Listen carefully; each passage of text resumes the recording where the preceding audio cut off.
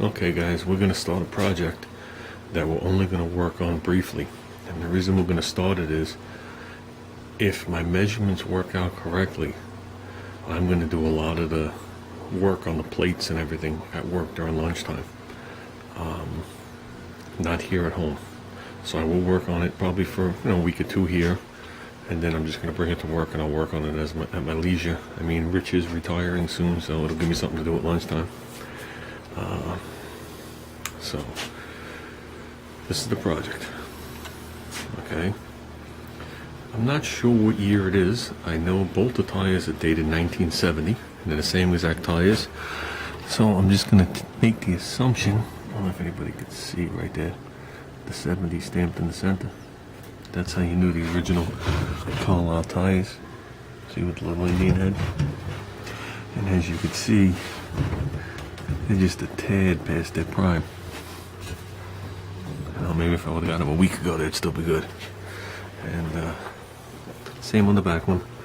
Back one's actually a little less dry rotted. See, that's the one wasted bearing, which means it needs 4. As you guys know where bearings go. Where is it? There you go. 1970. I mean, going by the tread on these things, I don't know how much use this thing got. The red's the original paint. Somebody priming over it. As you can see, that all failed. And if you look, you could see the original label right here, which was what did I say it was? I know there's an Arco, ARCO, which is Alexander Reynolds Corporation. Oh, I'm sorry. So I don't know. I guess the frame is somewhere near that. I would assume it was a 70. These are the correct wheels for it. The wheels actually aren't bad. There's no bends in them. Looks like surface rust. And this one's the worst, and it's still only surface rust on it. So, like I said, we're not looking to restore it. We're looking to have fun with it. That's what we're looking to do, have fun. What it's going to look like at the end, I'm not sure. But I think regardless, when I swap the tires out, which I'm probably just going to go with the ones I had gotten, this pair here.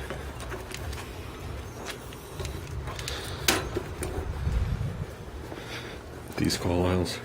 The guy didn't want them because they were the Chinese Carlisles. And I guess they don't look good on the rest of them. It just says Carlisle on there. And somewhere there it says made in China. Somewhere on the bead. Right there. Made in China. So, but to me, the 2 brand new tires, it would be fine for this. If I don't use one of them on the front of the other thing, which I don't think I'm going to.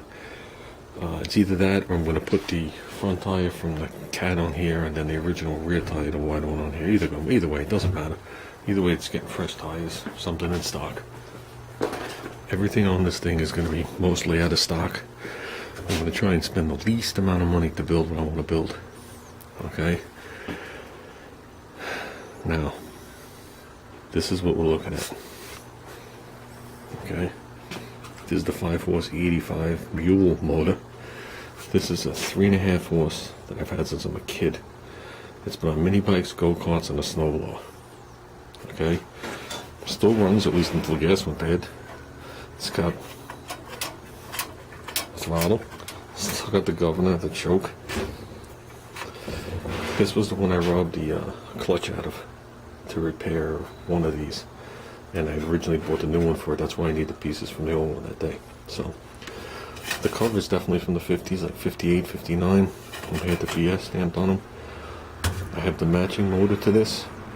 It's a tad bit newer. It's the bright orange one that says Homeline on it. Another mint running motor, 3.5. So they're both 3.5s. But if you look at the difference between a 3.5 and a 5-horse, you can see one's much bigger. And it's not the height. It's more like from here to here that's my concern.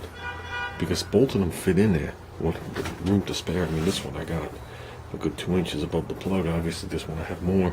But here's the deal. What's nice about these, I can lift them with one hand. I'm just going to slide it all the way forward for now. And that's roughly where it goes this way. What I'm thinking of doing is nipping this plate off. So I can only find 4 spot welds holding it on. And then there's a little extra weld where they put the disc brake bracket. And I'm thinking of, well, setting this up first, then putting it in there, but I'm thinking of replacing that plate, taking these tanks off, and running a pair of 3.5s on here. That's what I'm looking to do. And I did some quick measurements with this buried up against here, so I figured that's as far as I can go. If I put the second one on there and for argument's sake touch the tin, I still got 1.5 inches from here to the wheel, but I can't run these type of carburetors. So that's really the major custom fabrication. Hooking the two motors together, there's a couple different ways of doing it. I had a go-kart when I was a kid. It was, my older brothers, all of us used it. It had a pair of 3.5s on it, and each one had its own clutch, and then a universal throttle that did 2 of these type of carburetors. So when it sat there and idle, they were independent to each other. Sounded pretty cool, but once you gave it gas, they locked together in reality.